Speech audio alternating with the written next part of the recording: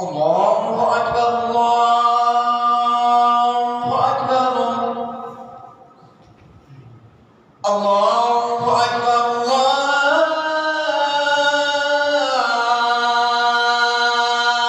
الله أكبر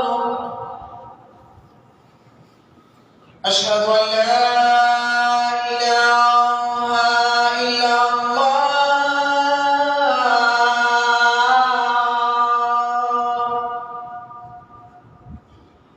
أشهد أن لا إله إلا الله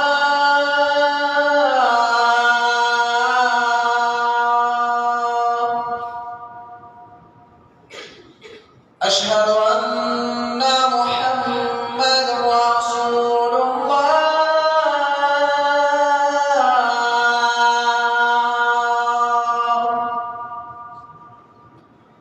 أشهد أن محمد رسول الله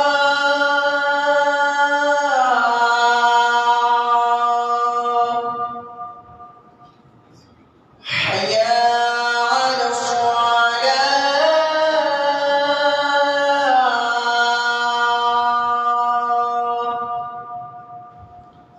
حي على الصلاة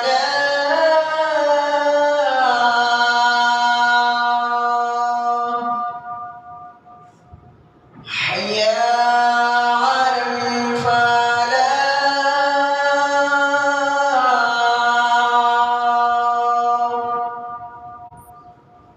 حي على الفلاح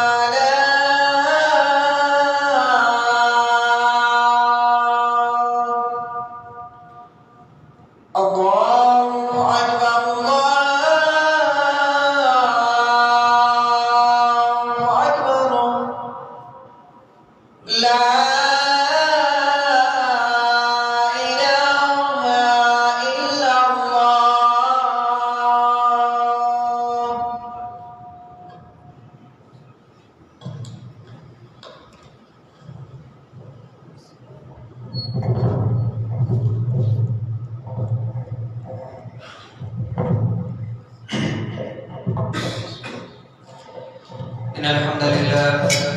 إن الحمد لله نحمده ونستعينه ونستغفره ونؤمن به ونتوكل عليه ونعوذ بالله من شرور أنفسنا ومن سيئات أعمالنا من يهده الله فلا مضل له ومن يضلله فلا هادي له ونشهد أن لا إله إلا الله ونشهد أن محمدا عبده ورسوله أما بعد فإن خير الحديث كتاب الله وخير الهدي هدي محمد صلى الله عليه وسلم وشر الأمور محدثاتها وكل محدثة بدعة وكل بدعة ضلالة وكل ضلالة في النار أعوذ بالله من الشيطان الرجيم بسم الله الرحمن الرحيم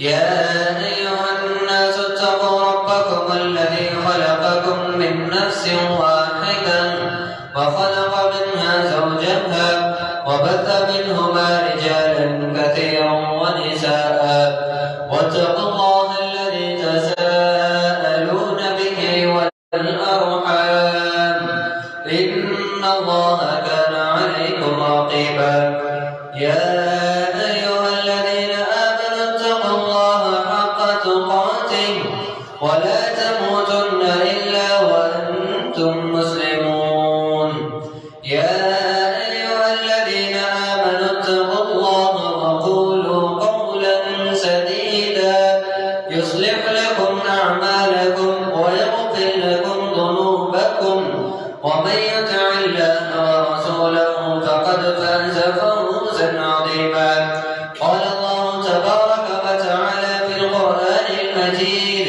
والفرقان الحميد ومن يقنط رحمة ربه إلا الضالون وقال النبي صلى الله عليه وسلم في حديث القدس قال تعالى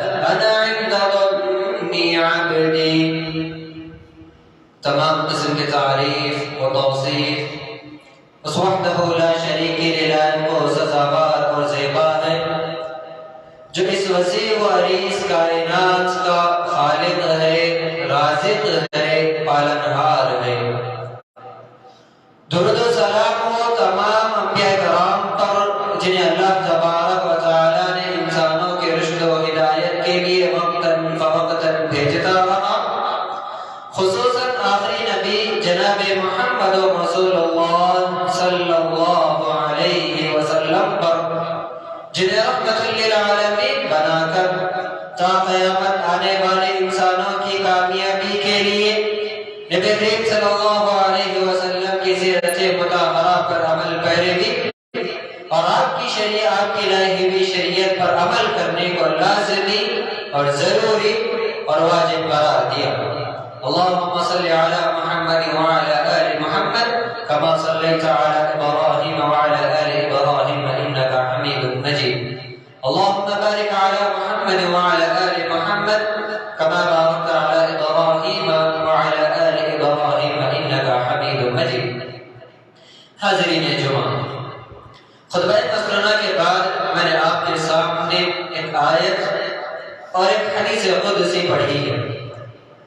حاضرین، اس سے پہلے تمہیدی طور پر یہ بتا دینا مناسب سمجھتا ہوں کہ اللہ تبارک و تعالیٰ کا بے پایہ فضل و احسان ہے کہ اللہ تبارک و تعالیٰ نے ہمیں اسلام جیسے عظیم نعمت سے نوازا، ہمیں دین اسلام پر پیدا کیا، ہم دین اسلام پر جی رہے ہیں، اور اللہ تبارک و تعالیٰ سے دعا ہے کہ موت تک اللہ تبارک و تعالیٰ ہمیں اسی دین پر قائم رکھے اور ہدایت ہی پر ہماری موت دے۔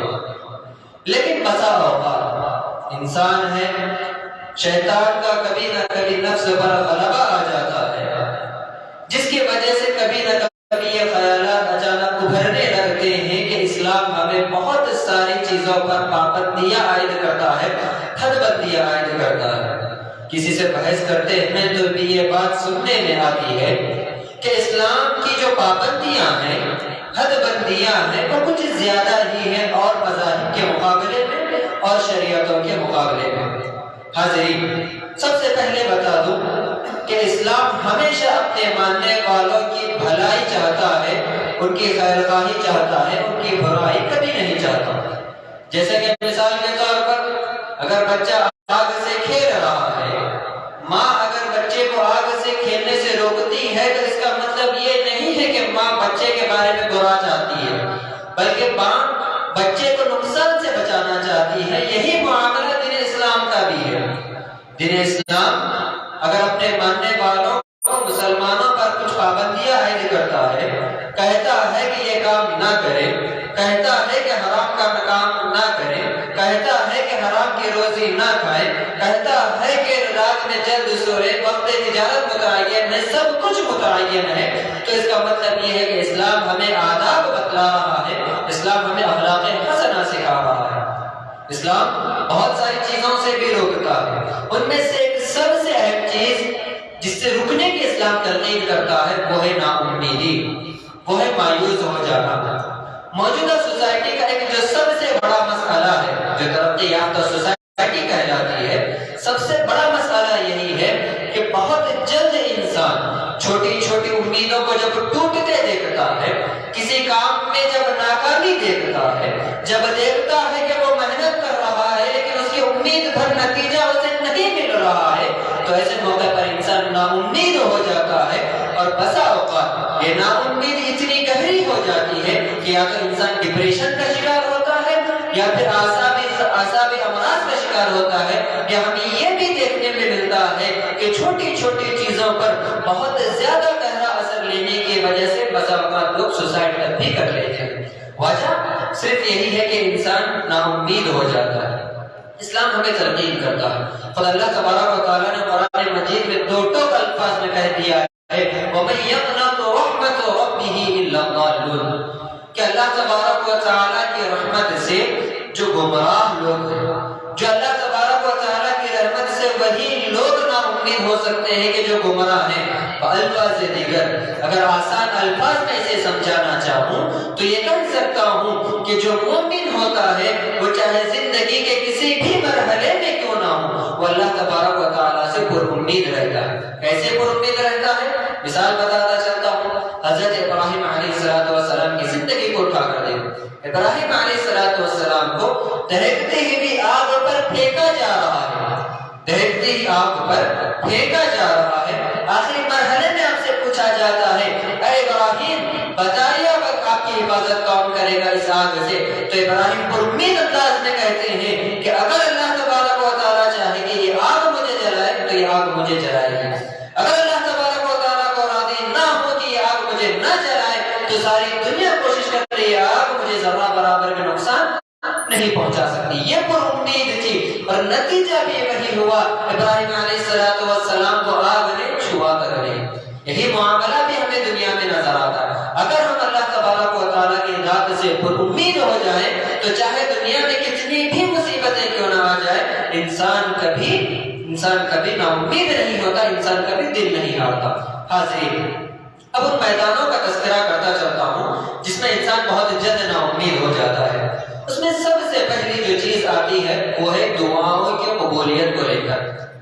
ہمیں بہت ساری امیدیں ہوتی ہیں، بہت ساری چاہتیں ہوتی ہیں، ہم دنیا میں بہت ساری چیزوں کے حصول کے طلبگار بھی رہتے ہیں اور ہم انہیں اپنی دعاؤں میں مانگتے ہیں، لیکن جب ہم یہ دیکھتے ہیں کہ جب ہم دعائیں مانگ رہے ہیں اللہ تبارک و تعالیٰ سے وہ قبول نہیں ہو رہی ہیں، جو اللہ تبارک و تعالیٰ سے مانگ رہے ہیں وہ ہمیں نہیں مل پا رہا ہے، تو ایسے موقع پر انسان نا امید ہو جاتا ہے۔ حاضرین، سب سے پہلے بتاتا چلوں کہ اللہ تبارک و تعالیٰ کے یہاں کسی بھی دعا کی قبولیت کے 3 طریقے ہوتے ہیں۔ پہلا طریقہ یہ ہے کہ جو آپ مانگتے ہیں اللہ تبارک و تعالیٰ آپ کو دے دے، جیسا کہ آپ نے اولاد مانگی اللہ تبارک و تعالیٰ نے آپ کو اولاد دی، جیسا کہ آپ نے مال مانگا اللہ تبارک و تعالیٰ نے آپ کو مال عطا کیا، کسی امتحان میں کامیابی کی دعا کی اللہ تبارک و تعالیٰ نے آپ کو امتحان میں کامیابی دلا دی، بیماری سے شفا کی دعا کی اللہ تبارک و تعالیٰ نے آپ کو شفا دے دیا۔ یہ ساری چیزیں وہ ہیں جو قبولیت کا پہلے طریقے میں آتی ہیں کہ جو آپ مانگتے ہیں وہ آپ کو مل جائے۔ اور پر بندہ یہ خواہش کرے گا کاش کہ دنیا میں میری کوئی دعا قبول نہیں ہوتی، میری ساری کی ساری دعائیں اور قیامت کے لیے محفوظ رکھی جاتی۔ تو بتانا مقصود یہ ہے اگر ہم کوئی دعا مانگتے ہیں، اگر ہماری دعا قبولیت کی شکل میں ہمیں نظر نہیں آتی ہے تو ایسے موقع پر نا امید نہیں ہونا چاہیے، پر امید ہونا چاہیے۔ ہو سکتا ہے کہ اللہ تبارک و تعالیٰ وہ دعا قبول کر کے کسی بڑی مصیبت سے ہمیں محفوظ رکھ رہا ہو، یا پھر کل قیامت کے دن جب کہ ہمیں نیکیوں کی اشد ضرورت محسوس ہوگی ایسے موقع پر وہ ہماری دعائیں ہمارے کام میں آئے۔ یہ پہلی چیز جس میں انسان اکثر نا امید ہوتا ہے۔ اس کے علاوہ ایک اور چیز کہ دعا کی قبولیت کے سلسلے میں غلط فہمی یہ بھی پائی جاتی ہے، بس انسان بے صبرا ہے، عاجز چاہتا ہے کہ جو مانگے فوری طور پر مل جائے۔ حاضرین، یہ معاملہ نہیں ہوتا۔ بس اوقات دعائیں لمبی لمبی کرنی ہوتی ہے۔ حضرت ابراہیم علیہ السلام کو اللہ تبارک و تعالیٰ نے بیٹے سے نہیں نوازا تھا۔ ابراہیم علیہ السلام بیٹے کی دعا کرتے رہے، ربی ہب لی من الصالحین، اے اللہ مجھے نیک اولاد عطا فرما۔ ابراہیم خلیل اللہ ہے، ابراہیم کی دعا کو کیا اللہ تبارک و تعالیٰ کبھی رد کر سکتا ہے؟ یہاں تک کہ نبی کریم صلی اللہ علیہ وسلم نے تک کہا کہ میری جو بعثت ہوئی ہے وہ ابراہیم علیہ السلام کے دعا کے نتیجے میں ہوئی ہے۔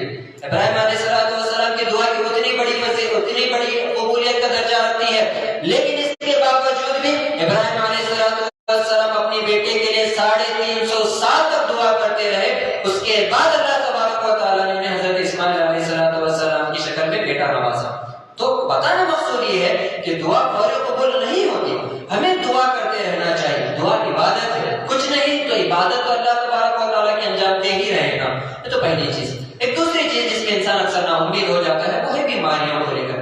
حاضرین، اللہ تبارک و تعالیٰ نے قرآن مجید میں فرما دیا ہے ابراہیم علیہ السلام کی زبانی وَإِذَا مَرِضْتُ فَهُوَ يَشْفِينِ، کہ جب میں بیمار ہوتا ہوں تو وہ مجھے شفا دیتا ہے۔ اب اس آیت سے 2 نقطے معلوم ہوتے ہیں۔ پہلی بات تو یہ ہے کہ اس دنیا میں ہمیں اگر بیماری لاحق ہوتی ہے تو شفا دینے والی ذات کون سی ہے؟ اللہ تبارک و تعالیٰ کی۔ ہمیں اس دنیا میں شفا اللہ تبارک و تعالیٰ کے علاوہ کوئی اور ذات نہیں دے سکتی، نہ کوئی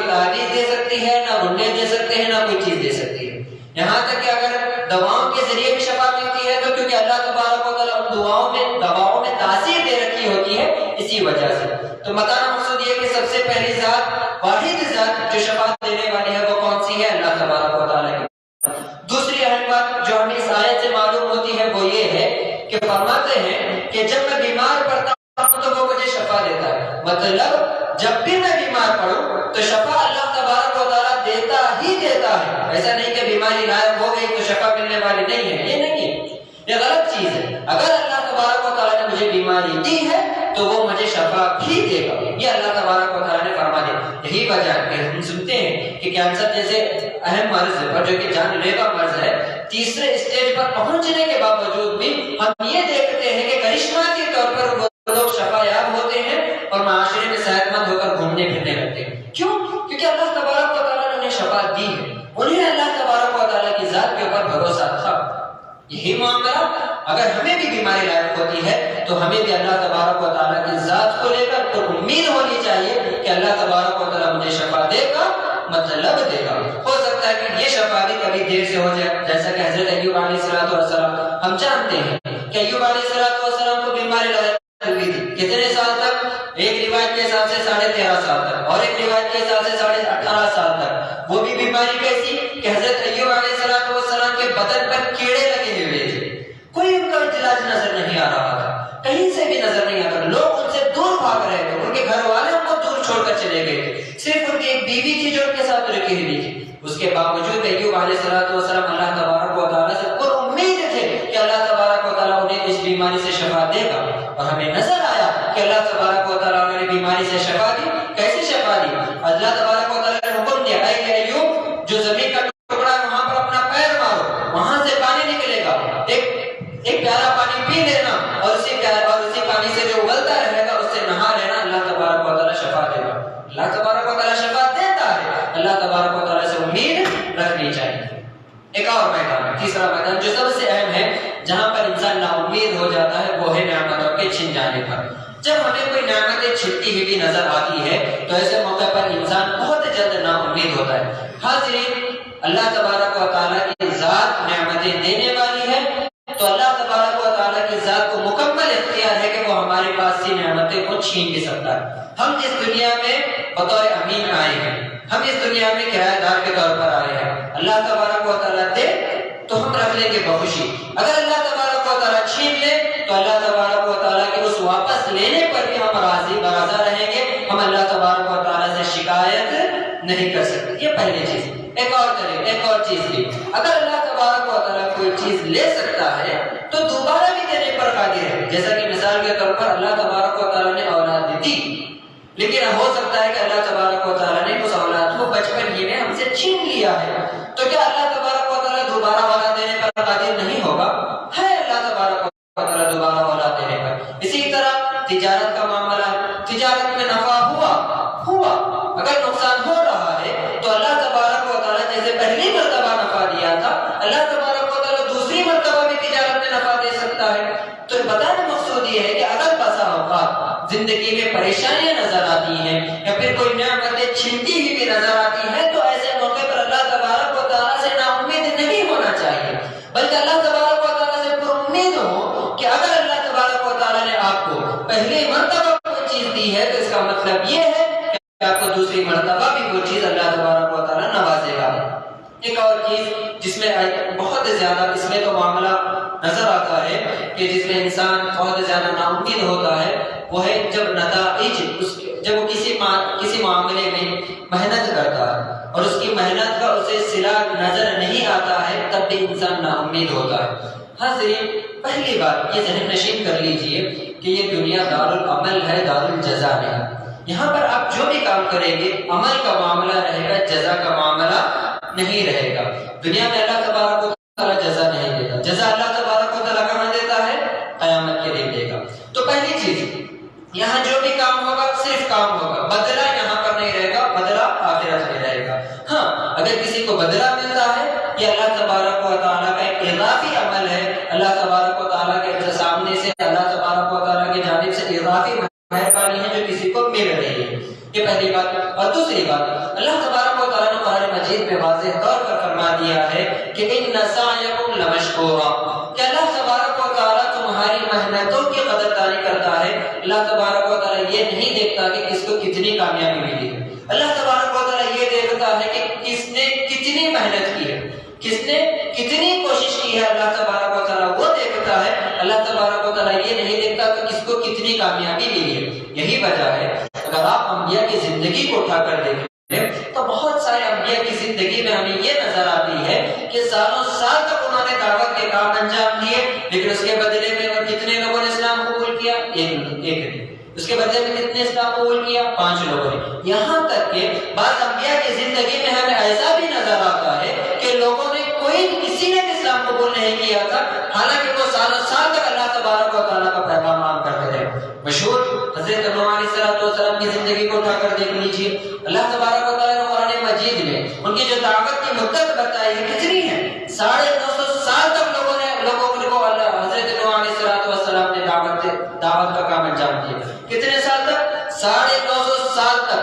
حضرت نوح علیہ السلام اللہ تبارک و تعالیٰ کے حکم سے اولو العزم پیغمبر ہیں، توحید کا پیغام سنا رہے ہیں لوگوں کو. اور مفسرین بیان کرتے ہیں کتنے لوگوں نے اسلام قبول کیا تھا. جو سب سے زیادہ تعداد بیان کی جاتی ہے وہ ہے 18. کتنے لوگوں نے؟ صرف 18 لوگوں نے. اور دعوت کا کام کتنے سال تک انجام ہوتا رہا؟ 950 سال تک کام انجام دیا جاتا رہا. لیکن اللہ تبارک و تعالیٰ نے حضرت نوح علیہ السلام کے بارے میں یہ نہیں کہا کہ 18 لوگوں نے اسلام قبول کیا اس لیے ان کا درجہ کم نہیں، بلکہ اللہ تبارک و تعالیٰ نے ان کی محنت کو دیکھا، 950 سال تک ان کی گئی لگن کو دیکھا، 950 سال تک کی گئی خلوص کو دیکھا، اور اسی وجہ سے اللہ تبارک و تعالیٰ نے انہیں اولو العزم پیغمبروں میں شامل کیا. یہی معاملہ انسان کا بھی ہونا چاہیے. کسی بھی معاملے میں ہم خالص رہیں، ہم مخلص رہیں، ہمارا جو بھی کام ہو وہ اخلاص سے بھرا ہوا ہو، چاہے اس کے نتائج برآمد ہو کہ نہ ہو، وہ چیز نظر آئے نہ آئے، ہم اپنی مکمل محنت کریں، ہم اپنی مکمل لگن لگائیں. ہو سکتا ہے کہ اللہ تبارک و تعالیٰ اس میں نہیں تو اس کے بعد میں کسی مرحلے میں اللہ تبارک و تعالیٰ ہمیں کامیابی دے گا. یہیں پر اوپر ایک اور یہ بھی بات بتاتا چلوں کہ یہی معاملہ امتحانات کا بھی ہوتا ہے. ہم نوجوان طلبا، نوجوان اسٹوڈنٹس بہت سارے امتحانی مراحل سے گزرتے ہیں، کبھی بورڈ ایگزام کی شکل میں، تو کبھی اور جو نیٹ نیٹ یا پھر اور اس طرح کے جو کورسز آتے ہیں، اس طرح کے جو امتحانات آتے ہیں کمپٹیٹیو ایگزامس میں گزرتے ہیں. ایسے موقع پر بہت سارے طلبا مکمل لگن کے ساتھ محنت کرتے ہیں، لیکن بسا اوقات ایسا ہوتا ہے کہ ان کی محنت بھر اس وقت ان کو رنگ لاتی نظر نہیں آتی ہے. ان کے جس حساب سے انہوں نے محنت کی ہوتی ہے بسا اوقات اس محنت کے حساب سے ان کو نتائج برآمد نظر نہیں آتے ہیں.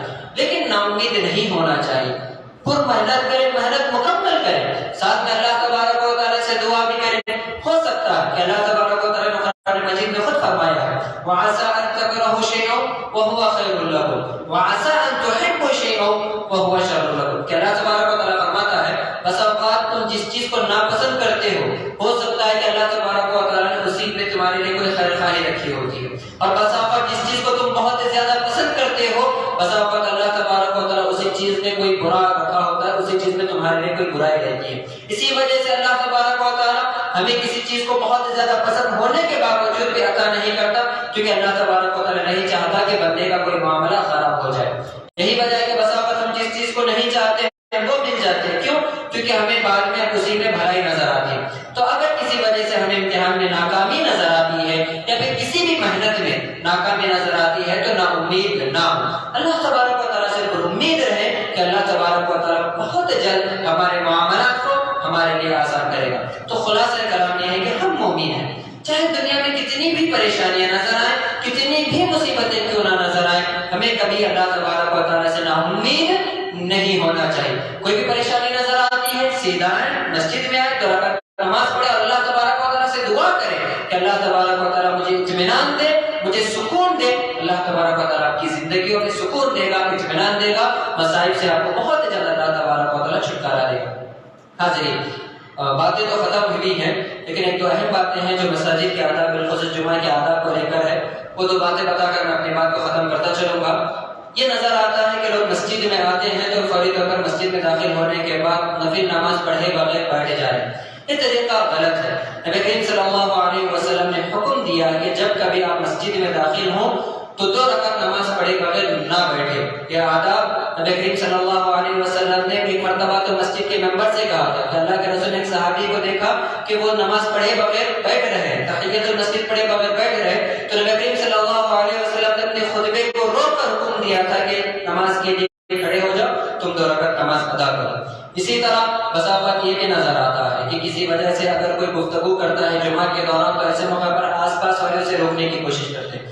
حاضر جمعہ کے آداب یہ ہیں کہ کوئی اگر بات بھی کر رہا ہو تو ہمیں یہ حکم دیا گیا کہ ہم اسے نہ روکیں، کیونکہ آپ بھی کسی نہ کسی طرح اس گفتگو میں شامل ہوتے ہیں. تو ایسے موقع پر اگر کوئی بات کر رہا ہو تو خطیب کو یہ اجازت ہے کہ وہ لوگوں کو روک سکتا ہے، وہ بتا سکتا ہے، لیکن مصلیوں کو اجازت نہیں کہ وہ آپس میں کسی طرح کا کوئی بھی اشارہ بھی کرے. ساری کی ساری آپ کی توجہ خطیب کی جانب ہونی چاہیے. ایک اور چیز جو اس سلسلے میں ہم مسلمانوں میں بہت کوتاہی پائی جاتی ہے وہ یہ ہے کہ ہم نے ابھی تک اس بات کی پابندی نہیں کر لی کہ اذان کے ساتھ مسجد میں داخل ہوں. حاضرین، ہم یہ بارہا حدیث سنتے ہیں کہ فرشتے جو ہوتے ہیں مسجد کے دروازے پر رجسٹر لے کر کھڑے ہوتے ہیں، اور جو بھی بندہ مسجد میں اذان سے پہلے داخل ہوتا ہے اس کا نام درج ہوتا ہے. اس کے بعد جیسی اذان ہوتی ہے فرشتے اپنے رجسٹر بند کر کے مسجد میں آ کر بیٹھ جاتے ہیں. اس کے بعد جو بھی بندہ آتا ہے اس کا نام رجسٹر میں درج نہیں ہوگا. جب آپ کا نام رجسٹر میں درج نہیں ہوگا تو کس حساب سے آپ جمعہ میں حاضری ہوئے ہیں، کس حساب سے آپ کی جمعہ کی حاضری لگے گی. تو ہماری یہ کوشش ہونی چاہیے کہ ہم ہمیشہ جمعہ کے دن اسپیشل خصوصی طور پر مسجد سے اذان سے پہلے شامل ہونے کی کوشش کریں. یہ ہماری کوشش ہونی چاہیے. بہت مختصر سا وقت ہوتا ہے، اور یہی تمام کے تمام آداب بھی خواتین کے لیے بھی. خواتین بھی اس بات کی کوشش کریں کہ ہمیشہ مساجد میں جمعہ کا اذان سے پہلے شامل ہو جائے، اور جب کبھی مسجد میں آئے تو بیٹھنے سے پہلے 2 رکعت نفل نماز ادا کریں. اور اس کے بعد اگر جمعہ کی شروع ہونے کے لیے خطبہ کے شروع ہونے کے لیے وقت ہے تو ایسے موقع پر دعا و اذکار میں مشغول رہیں، آپس میں بات نہ کریں. اگر خطبہ شروع ہو جاتا ہے تو ایسے موقع پر اشارے کنارے میں بھی آپس میں گفتگو کرنے سے گریز کریں. اس کی وجہ سے جو جمعہ کا جو آداب ہے، جمعہ کی جو فضیلت ہے، جمعہ کی جو نیکیاں ہیں، وہ کسی نہ کسی حد تک ہم کو متاثر کرتی ہے. دعا ہے اللہ تبارک و تعالیٰ سے کہ اللہ تبارک و تعالیٰ ہمیں اسلام کے مطابق زندگی گزارنے کی توفیق عطا فرمائے. ربنا آتنا فی الدنیا حسنہ وفی الآخرۃ حسنہ وقنا عذاب النار. رب هب لي من الصالحين آمين يا رب العالمين. سبحان ربك رب العزة عما يصفون وسلام على المرسلين والحمد لله رب العالمين. الله